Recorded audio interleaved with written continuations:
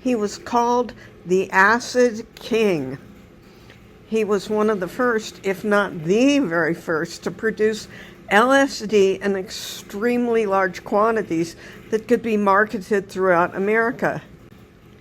In fact, in just 2 years, he produced, he claimed, 5 million doses of the hallucinogenic drug.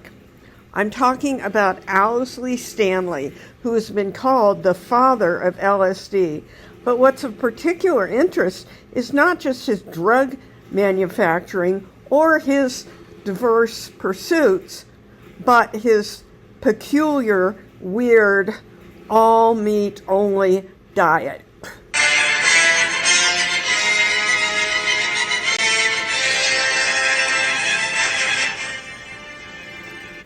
Hi, I'm Tamworth Grice. Welcome to my channel, the Tamworth Grice Files. Here you will find stories that are spooky, macabre, fascinating, supernatural, and just plain weird. And in each instance, I have a personal connection to the story, so be sure to stick around to hear that. Also, please subscribe. In the 1960s and early 70s, sources say Owsley Stanley's acid was the gold standard for high-quality LSD. But who was he? He was the son of a prominent political family in Kentucky. His father was an attorney, and his grandfather served as United States Senator for Kentucky. But he chose a different path, or should I say different paths.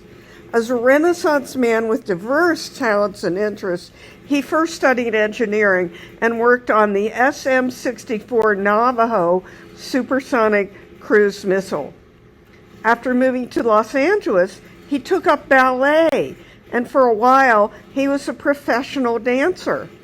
Then, as an artist, he designed the logo for the band The Grateful Dead, for whom he also functioned as a sound engineer. During his semester at the University of California at Berkeley in San Francisco, he became involved in the psychedelic drug scene. Meanwhile, he worked at a radio station. Then he delved into chemistry, manufacturing LSD in a secret private laboratory in his bathroom. He was allegedly the primary supplier of LSD to writer Ken Kesey and his communal group of followers known as the Merry Pranksters. Kesey wrote the book on which the Jack Nicholson movie One Flew Over the Cuckoo's Nest was based. Owsley Stanley was also the LSD supplier, allegedly, to the Beatles when they were recording their album Magical Mystery Tour. In the late 1960s, actually in 1967, Owsley Stanley's lab in Orinda, California was raided by police who found, among other drugs, 350,000 doses of LSD. His defense was that the illegal substances were for personal use, but he was found guilty and sentenced to 3 years in prison. He spent time behind bars between 1970 and 1973, and while there, he learned the art of metalworking and jewelry making. In 1982, fearing the rapid onset of global cooling, not global warming, but global cooling, the rapidly developing ice age that he feared would obliterate the northern hemisphere. So he moved to Australia, thinking he'd be protected there, although he frequently returned to the U.S. to sell his jewelry at Grateful Dead concerts. What perhaps is the most interesting thing, to me anyway, about this engineer, ballet dancer, artist, sound man, chemist, and jewelry maker was his theory about nutrition and his diet. From around the age of 30 or his mid-30s until his death, he preached that the best diet was one of raw meat only. He dismissed conventional nutritional advice that emphasized the need for carbohydrates and fiber, arguing from his own decades of personal experience. He believed that humans were carnivores and that an all-red meat diet was sufficient to sustain human life and longevity. He believed the consumption of carbohydrates and sugars would lead to obesity, as well as to diseases such as diabetes, for which he claimed a zero-carb diet would be a complete cure. However, most doctors, especially cardiologists, express significant concern over a carnivore diet due to the high saturated fat, cholesterol, and sodium, which can dramatically raise LDL or bad cholesterol, increasing heart disease and stroke risk. Owsley Stanley did in fact have a heart attack many years before his death in 2011, but he dismissed it and said it was because his mother had forced him to eat broccoli as a child. Doctors point to his diet's lack of essential fiber, lack of vitamins such as vitamin C, vitamin E, and vitamin K, lack of minerals such as potassium and magnesium, and lack of antioxidants from plants.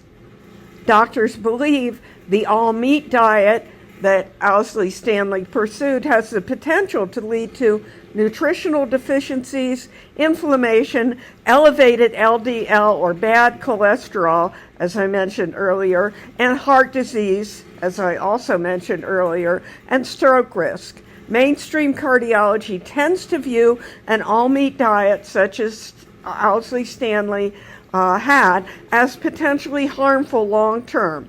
Doctors recommend balanced diets with plant-based foods for cardiovascular protection. So, I want to make the point that this video is not endorsing Owsley Stanley's all-meat diet.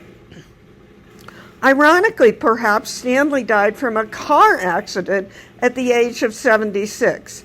He lost control of his vehicle on a winding mountain road, hitting a tree. His ashes were scattered in the ocean near his home in Australia. But who knows how long he would have lived otherwise? He'd already lived for 40 years on his all-meat diet. Now for my connection. First of all, Stanley was from my home state of Kentucky, so of course that sparks my interest. Second, my own father was a very heavy meat eater, especially beef and pork, and he was not only obese, but he was dead of a heart attack before he was 65. And finally, partly because of my father's diet and experience, I have the opposite diet.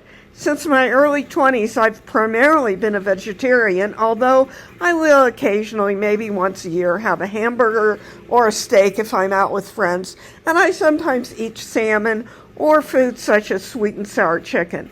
But even as a kid, I avoided the steaks and pork chops that were always on the dinner table at our house, opting for spaghetti whenever I could, even if it was cold, 2-day-old spaghetti from the refrigerator. However, just because I'm a vegetarian does not mean I'm fond of vegetables, because I'm really not. I just don't like that heavy, full feeling that I get from eating meat. Although Owsley Stanley's diet is very well documented, frankly, I have trouble believing that anyone could subsist for long on an all-meat diet, and especially that someone could live on that diet for 40 years, as Stanley did. But most who know him swear that this, in fact, was his diet, and that he never cheated with fruits, vegetables, dairy, or grain products. So, what do you think? Do you admire Owsley Stanley as a universal man of many talents, or do you deplore him as a drug maker and dealer? What do you think about his all-meat diet?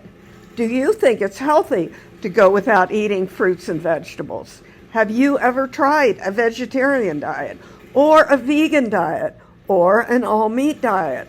And what were the results? Let me know in the comments. Thank you for watching. If you found this story compelling, please subscribe, because I really need subscribers. I hope you'll return to view the next video in the Tamworth Grice Files. Until then, this is Tamworth Grice signing off. Stay wonderful, stay weird, and have beautiful dreams.